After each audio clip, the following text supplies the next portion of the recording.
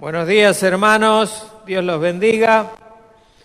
Vamos a comenzar porque el Señor dijo, cuando hay 2 o 3 reunidos, Él estará entre ellos, así que ya el Señor está desde temprano.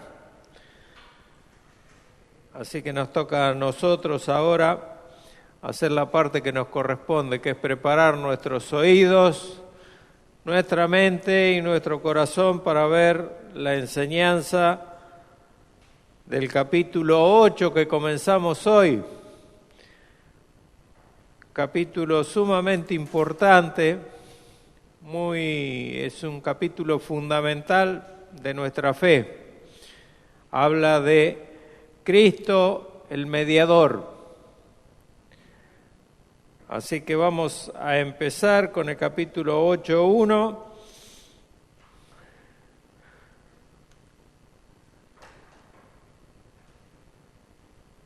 El subpunto 1.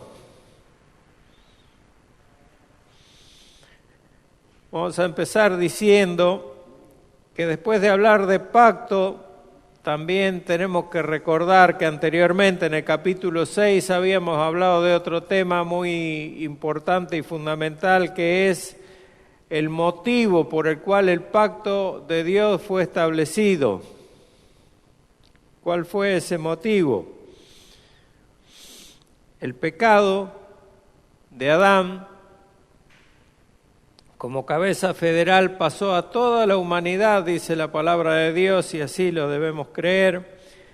Y eso hizo necesario que hubiera de parte de Dios un mediador para remediar este tema, este problema tan grande, que es la condenación de toda la humanidad.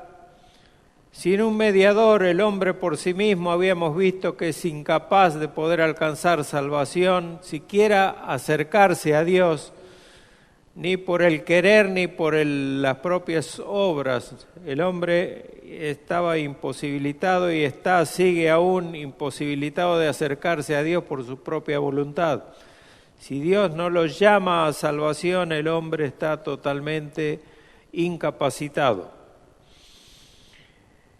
Es así entonces que después de hablar de pacto vamos a hablar del mediador de ese pacto, el cual viene por medio de una ordenación, de la ordenación de Dios el Padre para ese oficio, y no es por cuenta propia, sino que es parte de algo que ya nombramos varias veces y lo vamos a volver a nombrar, que es el pacto de redención.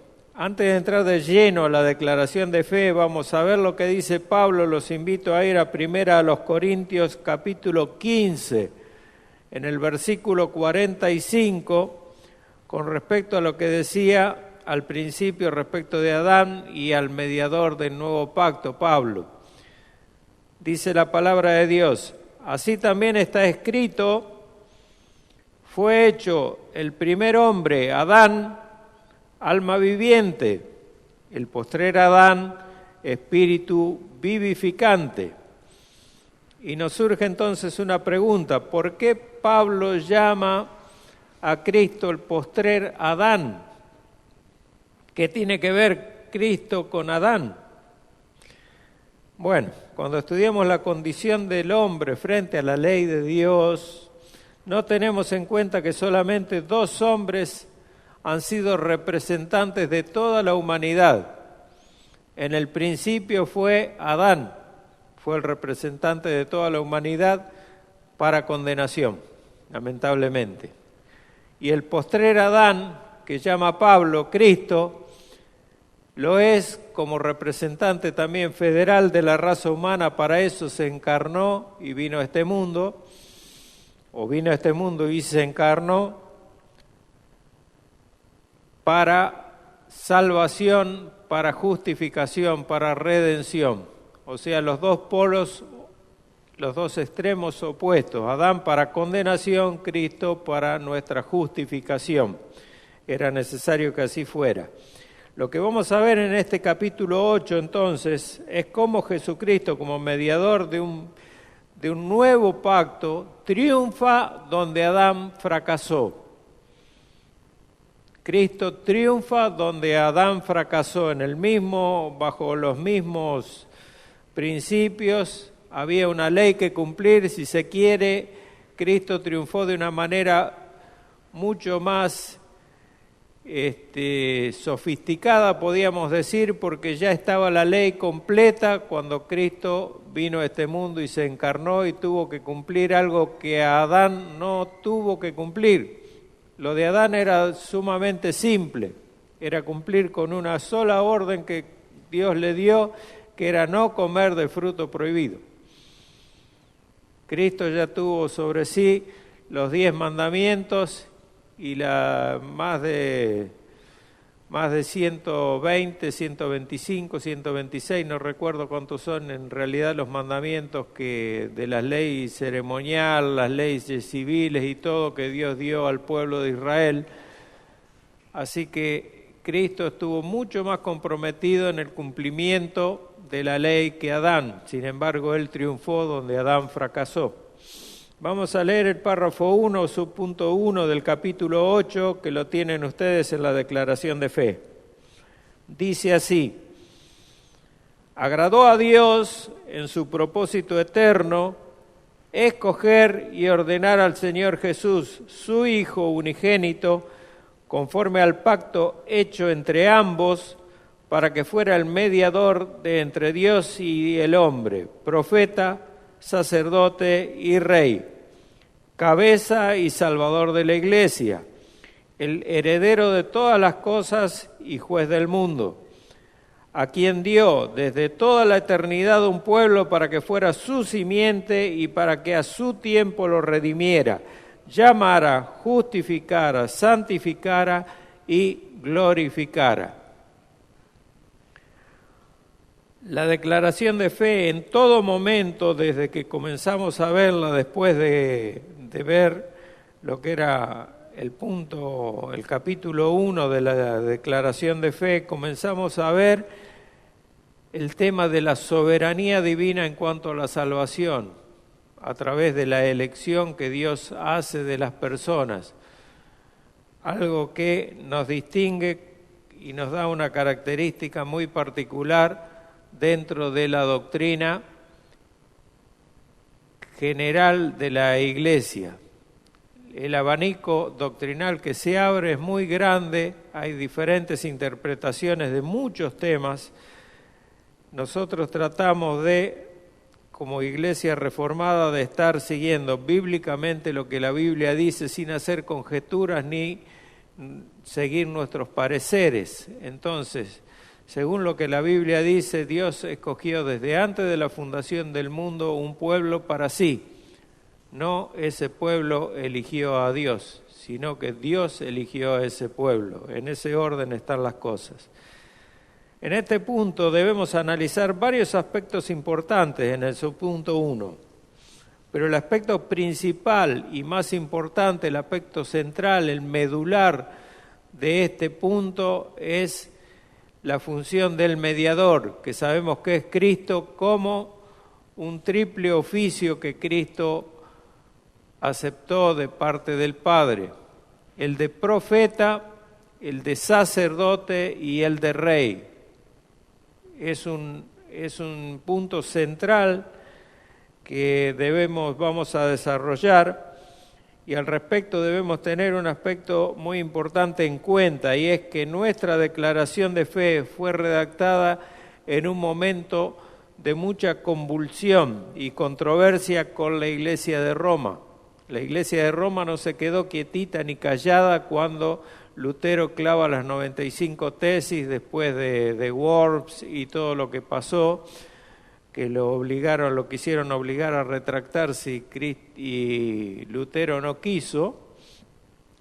Él dijo: si no soy convencido por las Escrituras, no voy a dar marcha atrás, y así fue que se generó el gran cisma que se llama de la Iglesia, donde se dividió la Iglesia Católica Romana de la Iglesia Católica de la protesta de Lutero. La Iglesia, por eso toma el nombre de Iglesia Protestante.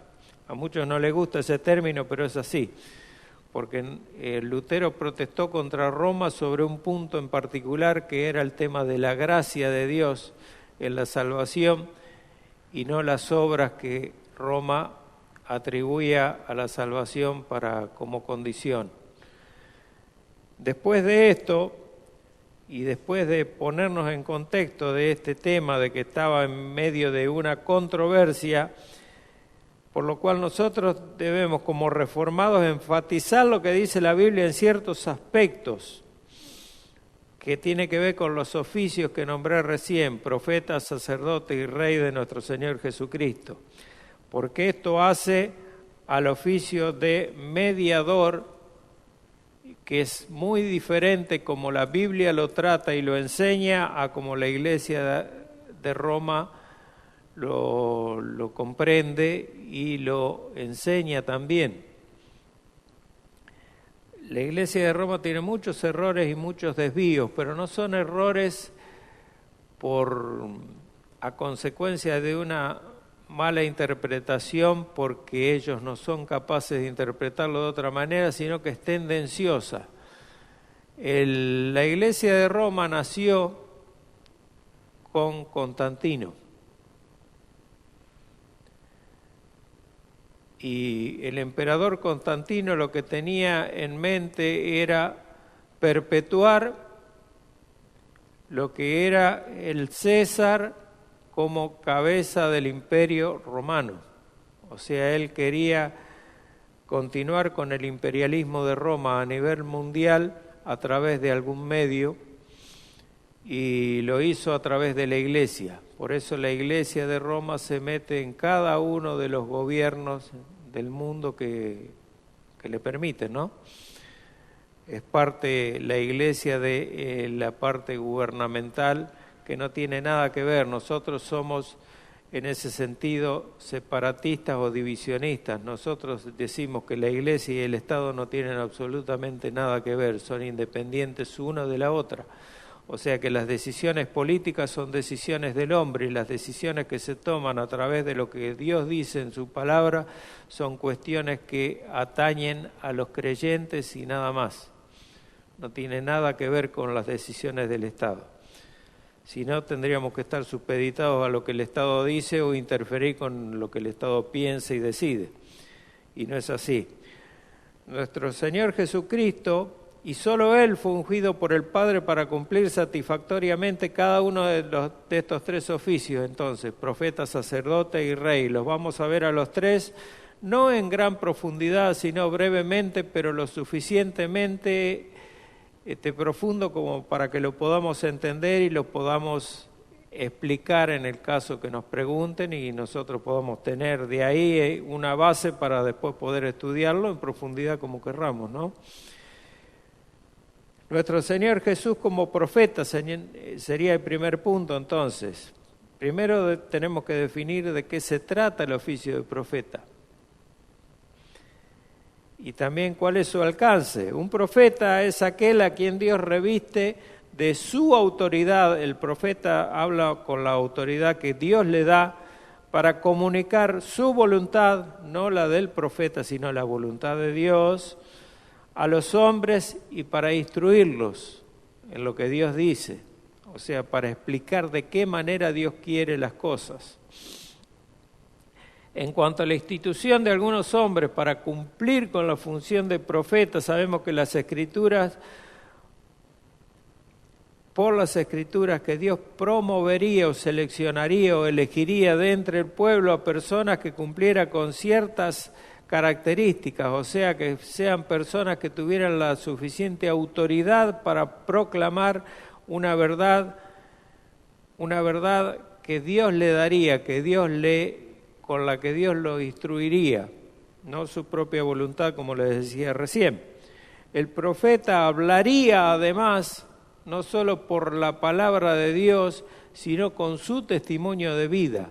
Esto es importante también, porque un profeta no podía vivir una vida loca, apartada de lo que era Dios y mostrar lo que Dios no quiere, sino que debía estar en consonancia o en sintonía con lo que Dios mandaba y ordenaba.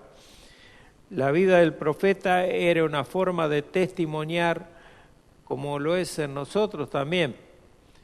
Nosotros decimos y hacemos un tipo de metáfora que la Biblia que mucha gente no va a leer nunca es nuestra vida. O sea, cómo nosotros nos comportamos es como Dios quiere que nos comportemos. Eso es lo que debe ser siempre.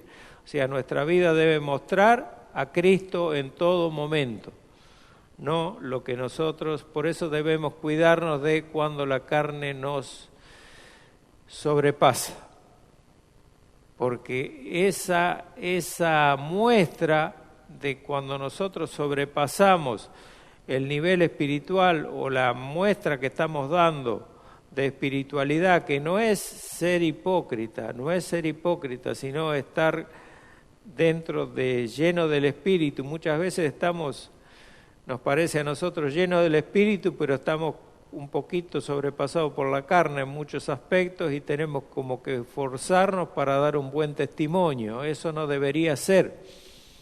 Eso no debería ser porque habla de que tenemos una comunión no totalmente satisfactoria con nuestro Dios. Si nosotros estamos en perfecta comunión con Dios, tenemos una vida coherente con lo que Dios pide de nosotros. ¿Y qué Dios pide de nosotros?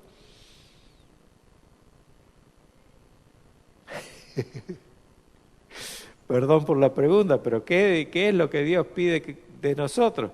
Que llevemos una vida piadosa, que seamos el espejo que refleje la persona de Cristo, la imagen de Cristo entre la gente, para que la gente pueda creer. Eso es lo que la Biblia dice, que Dios pide de nosotros.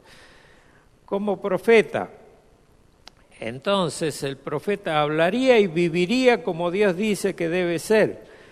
Y Moisés, dentro de los profetas, además de ser el segundo después de Adán, porque Adán también fue a su manera profeta, pero fue el modelo de todos los profetas que le siguieron, Moisés. En cuanto a la unción, doctrina y actitud, en cuanto a la ley que él enseñaría al pueblo. Y escribió, inspirado por el Espíritu Santo, algo que el Espíritu Santo le decía en Deuteronomio 18, versículos 18 y 19, dice la palabra de Dios: profeta les levantaré de en medio de sus hermanos, dice Dios, como tú, le dice a Moisés, y pondré mis palabras en su boca, y él les hablará todo lo que yo le mande. Mas a cualquiera que no oyere mis palabras, que él hablare en mi nombre, yo le pediré cuenta. Y esta es la profecía que apunta al último gran profeta y que se cumple en la persona de nuestro Señor Jesucristo, esta profecía. A partir de esta profecía de Moisés se crea entre el pueblo además una gran expectativa que llega hasta nuestros días. Y eso lo leemos en Juan 4, del 1 al 26. Es largo, así que les voy a dar el versículo 19, 25 y 26. Voy a leer. El capítulo 4 habla de Jesús y la mujer samaritana. En el capítulo 19, después que entablan la charla, Jesús le dice: ve y llama a tu marido, versículo 16, y ven acá. Respondió la mujer y le dijo: no tengo marido. Jesús le dijo: bien has dicho, no tengo marido, porque 5 maridos has tenido y el que ahora tienes no es tu marido. Esto has dicho con verdad. Entonces la mujer le dice: Señor, me parece que tú eres profeta.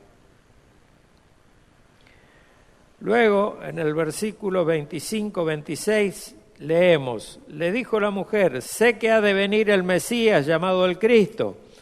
Cuando Él venga nos declarará todas las cosas, o sea, profetizará. Jesús le dijo: yo soy el que habla contigo. Luego, en Juan 6, en el versículo 14, Aquellos hombres entonces, viendo la señal que Jesús había hecho, dijeron: este verdaderamente es el profeta que habría de venir al mundo. En el capítulo 7, el capítulo siguiente, versículo 40, entonces algunos de la multitud, oyendo esta palabra, decían: verdaderamente este es el profeta, hablando de Jesús. Leemos también en Juan 12, 44 al 50. Jesús clamó y dijo: el que cree en mí, no cree en mí, sino en el que me envió. O sea, cree a través de las palabras de Jesús. Las palabras de Jesús son profecía. Yo, la luz, he venido al mundo para que todo el que cree en mí no permanezca en tinieblas. Esto se refiere a la capacidad o a la necesidad del profeta de enseñar lo que Dios dice. El que oye mis palabras y no las guarda, yo no le juzgo, porque no he venido a juzgar el mundo, sino a salvar al mundo. El que me rechaza y no recibe mis palabras, tiene quien le juzgue. La palabra que he hablado, ella le juzgará en el día postrero. Porque yo no he hablado por mi propia cuenta. El Padre que me envió, Él me dio el mandamiento de lo que he de decir y de lo que he de hablar. Y sé que su mandamiento es vida eterna. Así pues, lo que yo hablo, no lo hablo, como el Padre me lo ha dicho. Eso es lo que debe hacer el profeta, hablar de parte de Dios lo que Dios le dice y no otra cosa. Entonces, el que cree al profeta está creyendo a Dios. Y en el capítulo 17, que es la oración sacerdotal de Jesús, él dice unas palabras muy importantes en los versículos 6 al 8. He manifestado tu nombre a los hombres del mundo que me diste, dice Jesús. Tuyos eran y me los diste y han guardado tu palabra. Ahora han conocido que todas las cosas que me has dado proceden de ti, porque las palabras que me diste le he dado y ellos las recibieron y han reconocido verdaderamente que salí de ti y han creído que tú me enviaste. Eso es claramente una función de Cristo como profeta, indiscutiblemente. El apóstol Pedro en Pentecostés relacionaría a la persona del Señor Jesucristo con la profecía de Moisés. En Hechos 3, 22 al 24, Hechos 3, 22 al 24, lo expresa. Él menciona la profecía acerca del que habría de venir, de manera que podemos afirmar que Jesús es aquel profeta que Moisés hace más de 35 siglos atrás había escrito, la que leímos recién, ya que el hombre, el 3.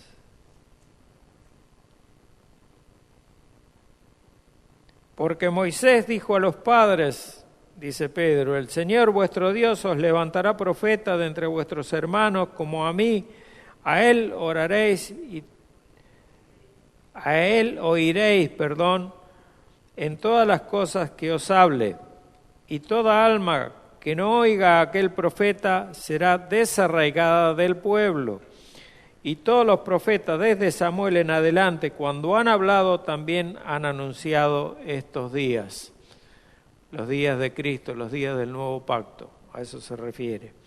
Algo importante que no debemos asociar a Jesús y ponerlo a la misma altura que los profetas, ni aún del más grande de los profetas, llámese Moisés, llámese Isaías, o como quiera que se llame, sino que Cristo es mucho más grande que cualquiera de los profetas del Antiguo Testamento, pues el Antiguo Testamento nos muestra ¿qué? Nos muestra tipos de Cristo, nos muestra la sombra de lo que habría de venir, que es Jesucristo, el mayor de los profetas que ha pisado esta tierra. El Señor es aquel de quien se habla en el Antiguo Testamento, porque eso mismo lo dijo el Señor cuando en Lucas 24, 25 al 27, vamos a leer Lucas 24, del 25 al 27, dice, entonces Él les dijo, es cuando se junta con los discípulos que iban camino a Emaús, oh insensatos y tardos de corazón, dice el Señor, para creer todo lo que los profetas han dicho. ¿No era necesario que el Cristo padeciera estas cosas y que entrara en su gloria? Y comenzando desde Moisés y siguiendo por todos los profetas, les declaraba que en todas las Escrituras lo que de Él decían, o sea, lo que de Él profetizaban, todo apuntaba a la persona y obra de Jesucristo. Sin duda, Él es el cumplimiento de la profecía de Moisés y de todas las demás profecías mesiánicas del Antiguo Testamento. También podemos decir que Jesús fue un profeta maravilloso y por encima de cualquier revelación profética del Antiguo Testamento. ¿Por qué?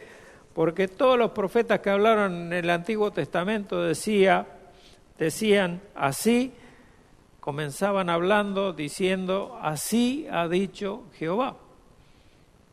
Todos los profetas del Antiguo Testamento, para poner autoridad a lo que venía detrás de lo que ellos iban a decir, comenzaban diciendo, así ha dicho Jehová. En cambio, Jesucristo era la fuente misma de la revelación de Dios. No tenía que decir, así ha dicho Jehová, sino Él decía, pero yo os digo. Y eso lo podemos ver en Mateo 5, cómo Jesús se colocaba en un papel diferente como la fuente misma del mensaje que traía. Mateo 5.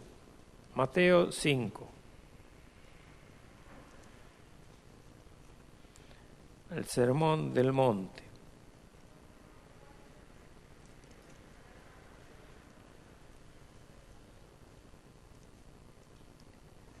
Mateo 5, 22. Dice, pero yo os digo que cualquiera que se enoje contra su hermano, etcétera, etcétera. Y viene del versículo anterior que dice, oíste que fue dicho por los antiguos, no matarás y cualquiera que matase será culpable de juicio. Pero yo os digo, dice Jesucristo. Luego en el versículo 28 vuelve a repetir. En el 27 decía, oíste que fue dicho, pero yo os digo, no el Señor o Jehová ha dicho. En el versículo 32, pero yo os digo que el que repudia a su mujer, etcétera, etcétera. En el 34 vuelve a repetir, pero yo os digo, no juréis de ninguna manera. En el 44 vuelve y repite, pero yo os digo, y antes había dicho, oíste que fue dicho. Y así en Juan 16, 7,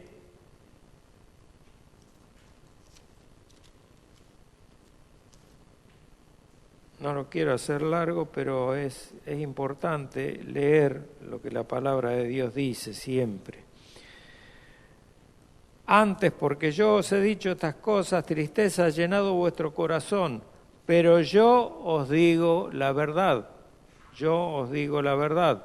Os conviene que yo me vaya, porque si no me fuera, el Consolador no vendría a vosotros, etcétera, etcétera. Esto es una profecía también de parte de Dios. Por eso es que Juan lo nombra en el Apocalipsis como el Verbo de Dios. ¿Dónde lo dice eso? En Apocalipsis 19, 13.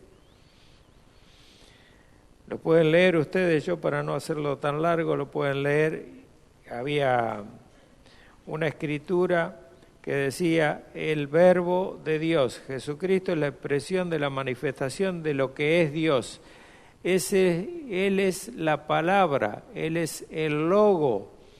Y no solo eso, sino es el logo zoé, o sea, es palabra de vida. Zoé es vida, en griego. el Logos Zoé, eso es Cristo, los oficios de Cristo como sacerdote entonces. En el antiguo pacto los sacerdotes ofrecían ofrendas, sacrificios, holocaustos y alabanzas a Dios, intercediendo por el pueblo. En Yom Kippur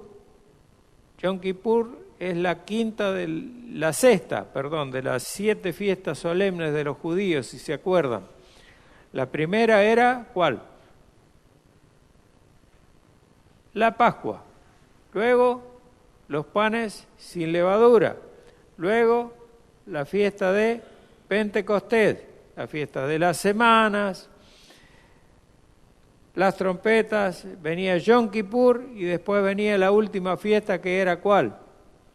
Cuando nace Jesucristo, la fiesta de los tabernáculos, la fiesta de los tabernáculos, septiembre, octubre, más o menos en ese tiempo. No diciembre, no 25 de diciembre. En el nuevo pacto Jesús se convirtió en nuestro sumo sacerdote. Hebreos 4:14, vamos a abrir en el libro de Hebreos, porque vamos a leer bastantes pasajes de ahí. A ver, yo creo que había hecho imprimir los versículos estos para tenerlos más a mano. Sí. Dice Hebreos 4:14, por tanto, teniendo un gran sumo sacerdote que traspasó los cielos, Jesús, el Hijo de Dios, retengamos nuestra profesión. La sangre de los animales ofrecidos en el antiguo pacto, en cada sacrificio por los pecados que hacían los sacerdotes, no podían redimir al hombre de su pecado. Hebreos 10:4 lo dice a esto. Porque la sangre de los toros y de los machos cabríos no pueden quitar los pecados, solamente los pueden cubrir, no lo pueden quitar.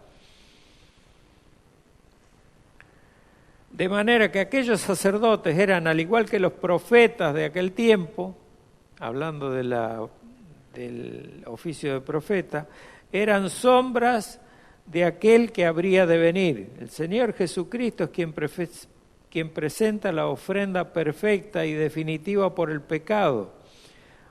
¿Por qué? Porque Él mismo fue quien se ofreció por los pecados. Eso lo dice en Hebreos 9:26. Dice el escritor de Hebreos, de otra manera le hubiera sido necesario padecer muchas veces desde el principio del mundo, pero ahora en la consumación de los siglos se presentó una vez para siempre por el sacrificio de sí mismo para quitar de en medio el pecado. Una vez y para siempre, no cada domingo, no cada reunión, no en cada misa, como practica la Iglesia de Roma, una vez y para siempre. Él fue sacrificio único y perfecto. Efesios 7:27 dice que no tiene necesidad cada día como aquellos sumos sacerdotes de ofrecer primero sacrificio por sus propios pecados y luego por los del pueblo, porque esto lo hizo una vez para siempre, como ofreciéndose a sí mismo. Por su propia sangre y no por sangre ajena, Hebreos 9:12, y no por la sangre de machos cabríos ni de becerros, sino por su propia sangre. Entró una vez y para siempre, reitera, al lugar santísimo, habiendo obtenido ¿qué? Eterna redención.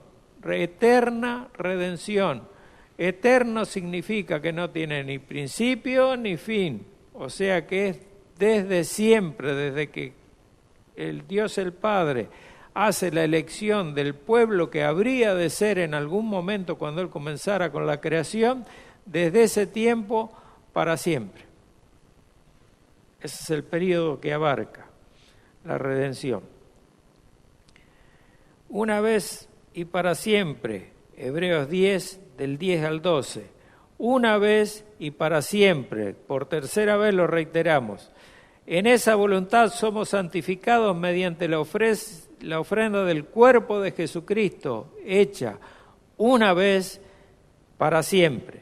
Y ciertamente todo sacerdote está día tras día ofreciendo y ministrando muchas veces los mismos sacrificios que nunca pueden quitar los pecados. Pero Cristo, habiendo ofrecido una vez para siempre un solo sacrificio por los pecados, se ha sentado a la diestra de Dios. Pregunto, ¿es tan difícil asimilar una afirmación semejante? Cuando la Biblia dice una vez, una sola vez, para siempre. Entonces no debemos pensar que cada vez que entramos a la iglesia, entramos y acá el pastor nos va a pasar una esponja y nos va a limpiar de los pecados para que después nos volvamos a ensuciar en el mundo y nos vuelva a pasar la esponja y así estaremos siempre hasta el día de nuestra partida y después vamos a ir a parar a un lugar llamado purgatorio para que sean expiados el resto de los pecados que nos quedan. Eso es la obra de Cristo. La Biblia no dice eso, la Biblia dice que una vez y para siempre, por un sacrificio hecho una vez y para siempre, en la persona de Jesucristo, ofreciéndose Él mismo y dando su propia sangre, no la de segundos y terceros, machos cabríos, corderos, etcétera, etcétera, sino su propia sangre hizo perfecto y santificó para siempre a aquellos que habrían de ser su pueblo. Una vez y para siempre. Entonces, resumiendo, Jesucristo es nuestro eterno sumo sacerdote. Hebreos 4:14. Por tanto, teniendo un gran sumo sacerdote que traspasó los cielos, Jesús, el Hijo de Dios, retengamos nuestra profesión. Jesucristo es nuestro abogado y único mediador. Primera de Juan 2:1. Si pecáramos, dice Juan, abogados tenemos para con Dios, a Jesucristo el justo.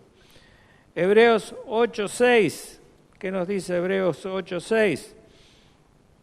Pero ahora, tanto mejor ministerio es el suyo, el de Cristo, cuando es mediador de un mejor pacto establecido sobre mejores promesas. Hebreos 9:15.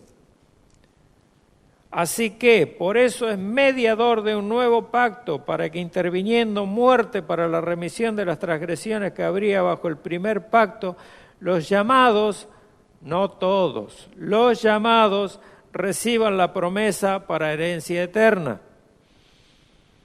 Y Hebreos 12:24 nos dice a Jesús, el mediador del nuevo pacto, y la sangre rociada que habla mejor que la de Abel.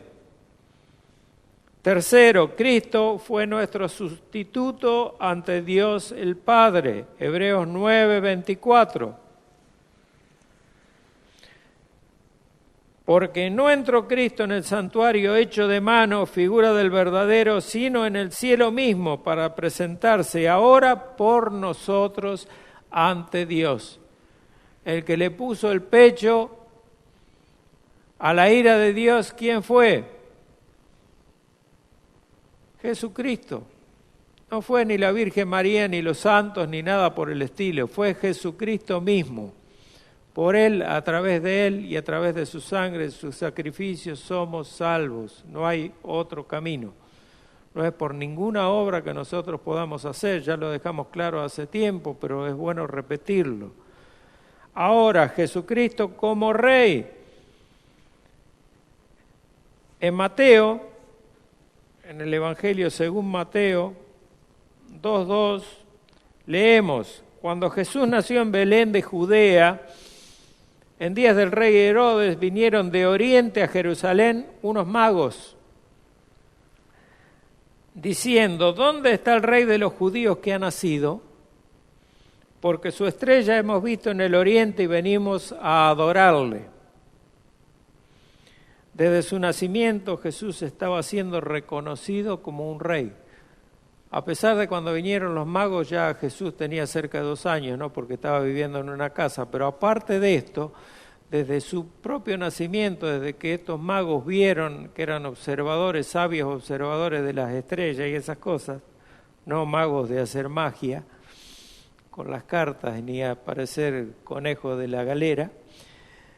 Estos magos vinieron desde Oriente Lejano hasta Jerusalén para buscar al rey siguiendo la estrella que ellos supusieron con verdad que era la estrella que anunciaba el nacimiento de Jesucristo, que no era otra cosa más que la gloria de Dios manifestada en el cielo.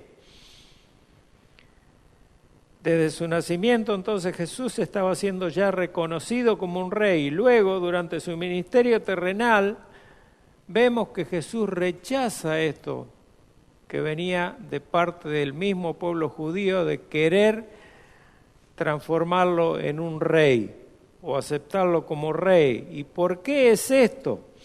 Si leemos en Juan 6:15,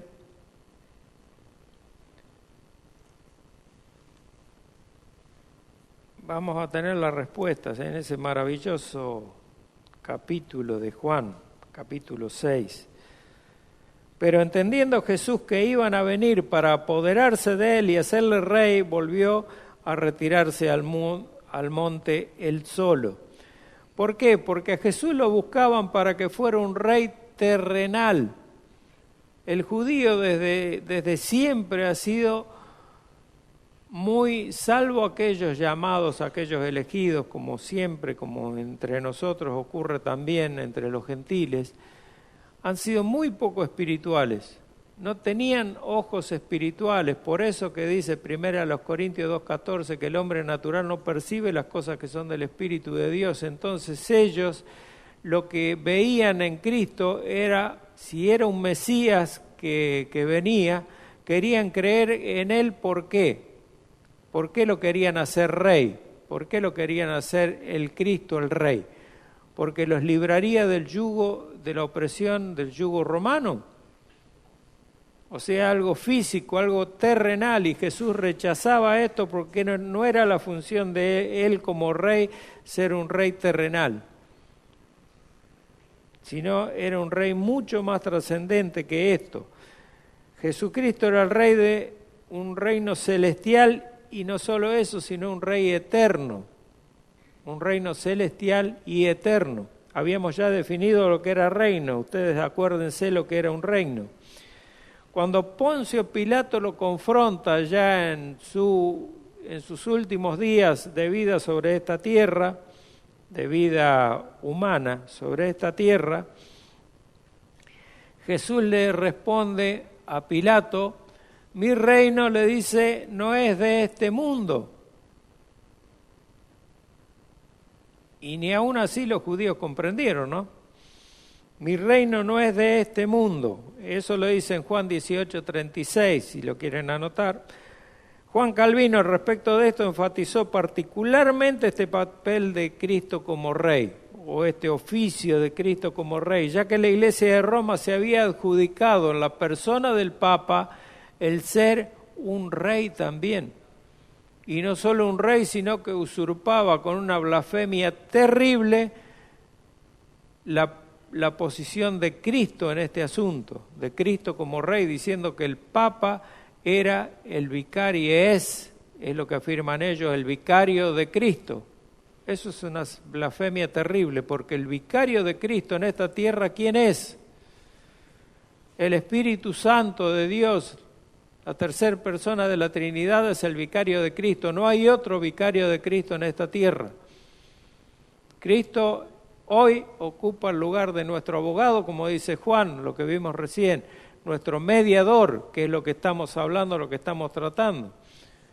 Ningún hombre puede atribuirse semejante bendición, semejante cargo como ser rey por sobre toda la obra de que Cristo hizo en este mundo, que es la salvación, la redención. No hay forma, no hay manera. Por eso le digo de el momento en que les decía, del momento que fue redactada esta confesión de fe, que viene de la Declaración de Fe de Westminster. Cuando fue redactada esta confesión de fe era un momento de mucha controversia con la Iglesia de Roma, mucha controversia. Por eso hay muchos puntos que resaltan particularmente y por eso es tan necesario y tan importante que hablemos de este tema nosotros y enfaticemos los tres oficios de Jesús, como profeta, sacerdote y rey. Estamos viendo el último, el de rey. Y Calvino, particularmente este papel de Cristo como rey, lo había resaltado mucho por este tema del reinado soberano del Papa por sobre todas las cosas, de parte de Dios. Cristo, desde el principio de su ministerio terrenal, proclamaba. ¿Qué decía Cristo cuando comenzó su ministerio terrenal? Arrepentíos, ¿por qué?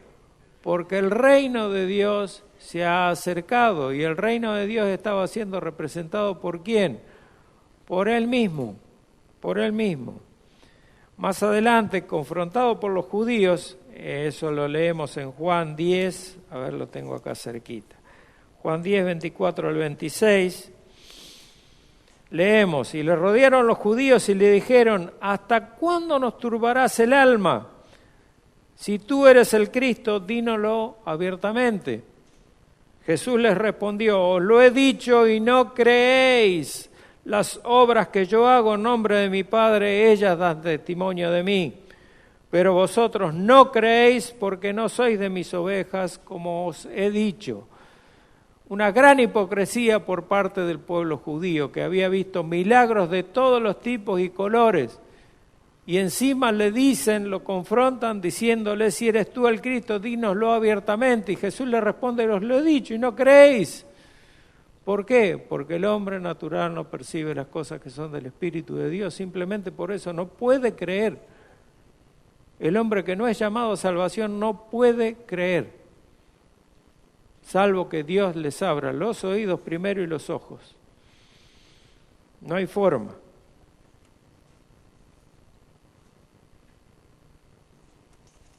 ¿Qué hora es? Las 10. Estamos en horario. Ya termino. Deme 3 minutos más.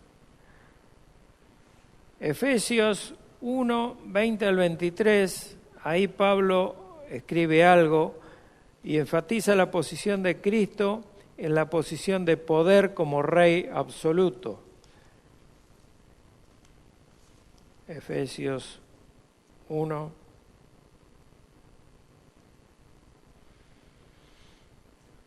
20 al 23 dice, la cual operó en Cristo resucitándole de los muertos y sentándole a su diestra en los lugares celestiales, y sobre todo principado y autoridad y poder y señorío y sobre todo nombre que se nombra, no solo en este siglo, sino también en el venidero, y sometió todas las cosas bajo sus pies y lo dio por cabeza sobre todas las cosas.